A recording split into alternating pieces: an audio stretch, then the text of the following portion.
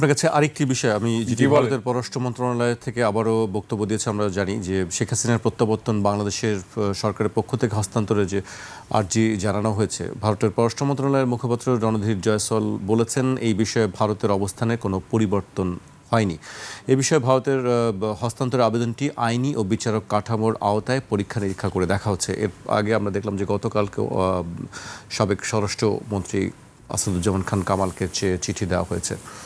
আপনার কাছে কি মনে হয় যে এই চিঠিগুলো তারা বলছে যে পরীক্ষা নিরীক্ষা করে দেখছি, আসলে কি কি বিষয়টি? এটা হচ্ছে ডিপ্লোম্যাটিক ল্যাঙ্গুয়েজ, কূটনৈতিক ভাষা।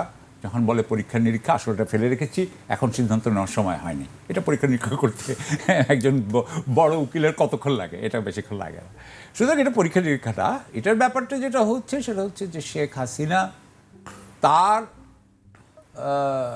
তার যেই আপনার সমর্থকরা বাংলাদেশে আছেন, তার যে সহযোগীরা ভারতে আছেন, ভারত সরকারের ভিতরে তার যারা সমর্থক আছেন, ভারত সরকারের না, খালি ভারতের এস্টাবলিশমেন্টে, কারণ ভারতের সব পার্টির এস্টাবলিশমেন্টে, কংগ্রেস সবাই তার পক্ষে, তাদের সবাইকে আপনার একটু মনোবল দেওয়ার জন্য উনি এই কথাটা বলছে বলে আমি মনে করি। ডিসেম্বরে উনি আসবেন, উনি যদি আসেনি তো ওনার তো আগের থেকে এতগুলো জানার দরকার নেই। উনি আগে থেকেই বলছেন ডিসেম্বর আসবো, অর্থাৎ যাতে এখন থেকে জুলাই থেকে আপনার ডিসেম্বর পর্যন্ত বাংলাদেশের মানুষ যাতে হয় আপনার, বিশেষ করে উনার সমর্থকরা। এবং নানান ধরনের কথা আমি দেখলাম, এক জায়গায় লেখা আছে যে উনি 12.5 লক্ষ কর্মী নিয়ে আসবেন। উনাকে তখন কতজন লোক উনাকে, মানে জেলে কয়টা লোক রাখার জায়গা আছে, এই ধরনের কথা। এগুলো আসলে কিছুই না। এগুলো আসলে আমরা খুব ভালো করে জানেন, শেখ হাসিনা জানেন যে 12.5 লক্ষ লোক নিয়ে আসলেও ওরা 12.5 লক্ষের অন্যকে ছেড়ে দিয়ে উনাকেই ধরবে। 12.5 লক্ষ আসাতে করে কিছু আসে যায় না। বিষয়টা হচ্ছে শেখ হাসিনাটা জানে, শেখ হাসিনা কখনোই উইদাউট সমঝোতা ছাড়া উনি বাংলাদেশে ঢুকবেন না। এটা আমি মনে করি, কারণ আমি উনার চারিত্রিক যে আমার বিশ্লেষণ, আমার নিজস্ব যে বিশ্লেষণ, আমি সেটাতে মনে করি উনি আসবেন না। কিন্তু ওই যে বললাম যে এই রাজনৈতিক এই যে সমস্ত মানুষ আছে তারা কিন্তু অনেকটা হয়ে যাচ্ছে, আপনার হতাশ হয়ে যাচ্ছে। আমি যেমন ধরেন যে আপনিও দেখতে পাবেন ভারতের যারা দক্ষিণপন্থী যে সমস্ত সামাজিক মাধ্যম, যারা বলছিল যে হাসিনা চলে যাচ্ছে, আসতেছে, হাসিনা উইন ওভার, তারাও কিন্তু হতাশ হয়ে যাচ্ছে। এই হতাশা থেকে ওনাদেরকে বাঁচানোর জন্য 6 মাসের একটা সময়ের বলে আমি মনে করছি। এবং সেখানে পররাষ্ট্র মন্ত্রণালয় কী করবে? পররাষ্ট্র মন্ত্রণালয় বলবে যে আমাদের কোনো নাই। এখন এমনকি ওরা এইটাও বলছে না, দেখেন, ওরা যদি এটাও বলতো যে, যদিও আমার মনে হয় মৃত্যুদণ্ড আছে বোধহয় ভারতে তো মৃত্যুদণ্ড আছে। জি।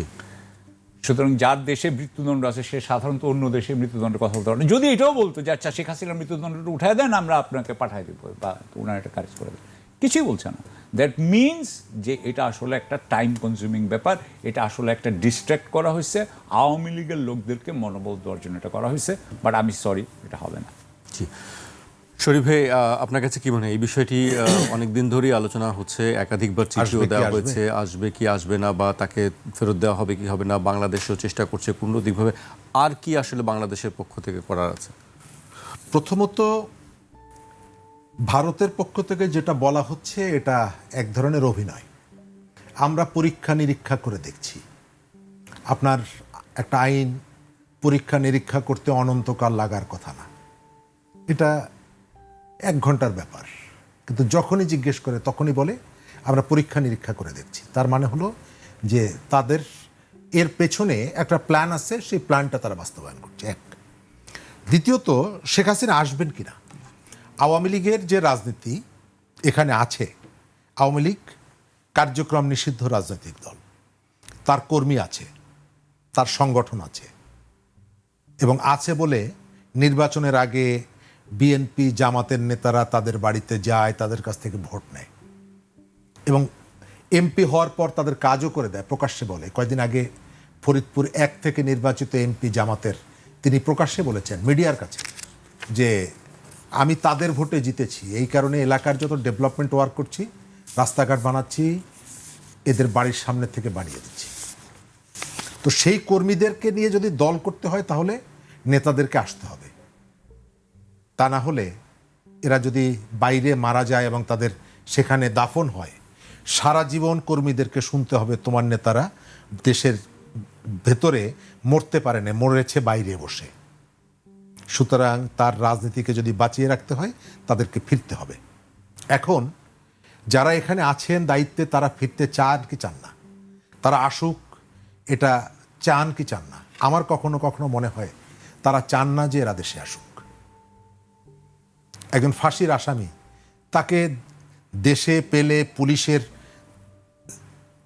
তার নিয়ন্ত্রণের মধ্যে আসলে স্বাভাবিকভাবেই তো তাকে গ্রেপ্তার করা হবে, তাকে তো জেলে যেতে হবে, এটা স্বাভাবিক। আপনি বলছেন খবরদার আসলে কিন্তু তোমাকে ধরবো, তো এটা তো বলার প্রয়োজন নেই। তার মানে হলো আপনি কি মনে করিয়ে দিচ্ছেন যে তোমার আসার দরকার নেই, তুমি দূরে দূরে থাকো।